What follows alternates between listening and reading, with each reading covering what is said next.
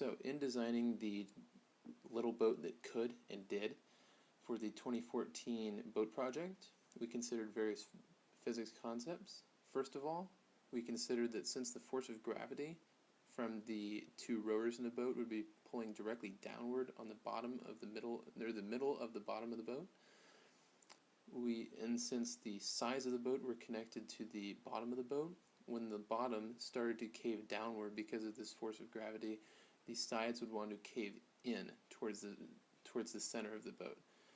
And to prevent this caving in, that's why part of the reason why we put in the lattice system, to impede this caving into the sides and to provide more integrity for the bottom of the boat in resisting the force of gravity.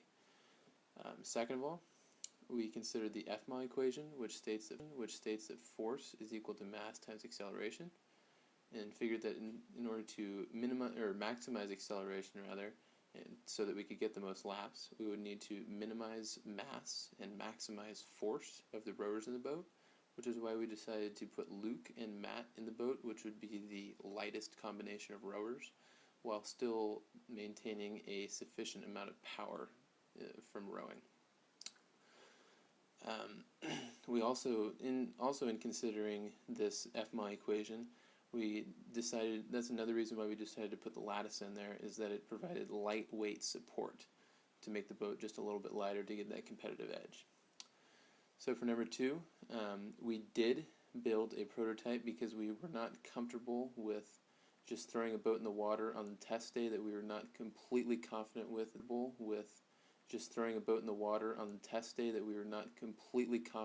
that would float and win. So we did various prototypes. We actually made 2.5 prototypes. The first one was a single-walled, weak boat with a lot of seams and a poor tape job on all the seams. As was in the video clip in the bloopers section of this presentation, the boat sank before 2 people could even enter the boat. The next was a kind of a half prototype because we tried to salvage the sunken boat by drying it out and then reinforcing it with duct tape, but this boat sank even faster than the first one. And then our third prototype was actually the alleged final that we built the Sunday before the first final day. And this had the double-walled. No, they didn't have double-walled. Yes, it did. This had a double-walled bottom, the lattice system, and then a deck on top with fewer seams and a lot better duct tape. We actually tested that boat the following Sunday. I believe that was the 7th or 6th. This boat floated for 21 minutes while Matt and Luke were both rowing. After 21 minutes, after 15 minutes it was going well. From minutes 15 to 21 it started taking on water. Or minutes 15 to 20 it started taking on water, and then in the last minute I began to throw soaking wet balls of cardboard at the boat to try and sink it. And then at the end I purposely sank it just to get Luke and Matt cold.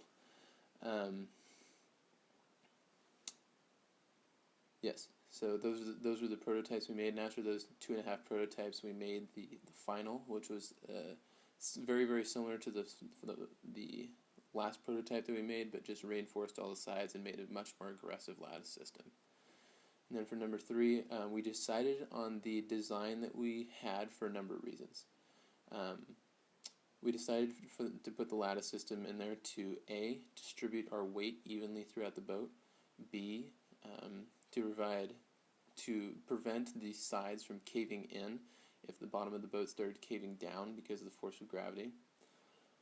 And we decided also for the lattice system, we decided to use that because it would provide lightweight support for the bottom of the boat. We decided to curve / point the front of the boat and the back of the boat to help it cut through the water in a much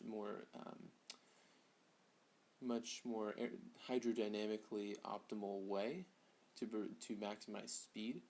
The front of the boat that we put in the water for the final ended up being a little bit more pointed than the back, simply because there was a defect in the cardboard. There's a little bit of a hole in the back that we needed to cut out, so therefore we had less material to work with. So that's why the back was a little less rounded. We double walled the deck, we double walled the bottom and sides of the boat to provide an extra layer of defense from water to getting into the lattice system, because we knew that once the water started entering the corrugations of the lattice system, the cardboard would quickly crumple because of the water in there. We actually sealed the second layer of bottom and side to insulate the lattice system, the lattice area, even more.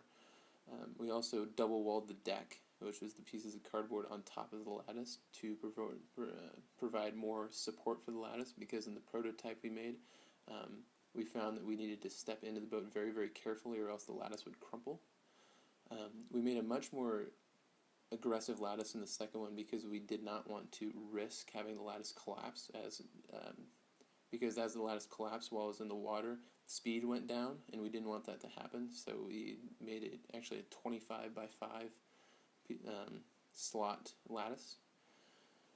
And let's see, other aspects. Oh, we made cup holders for style points. We also put a USA patch on the front of the boat, because America.